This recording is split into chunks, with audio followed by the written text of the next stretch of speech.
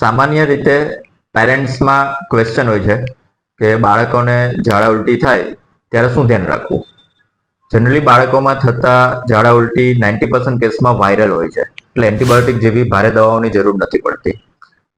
Generally ઝાડામાં બાળકને શરીરમાં પાણી ઓછું ના થઈ જાય, એટલે કે ડિહાઇડ્રેશન ના થાય, એની મેક્સિમમ કાળજી રાખવાની હોય. આ માટે વધુમાં વધુ લિક્વિડ જેમ કે છાશ, નારિયેળ પાણી, જ્યુસ, ઓઆરએસનું પાણી બાળકને થોડા થોડા ટાઈમે જેટલું લે એટલું આપવાની કોશિશ કરવી જોઈએ.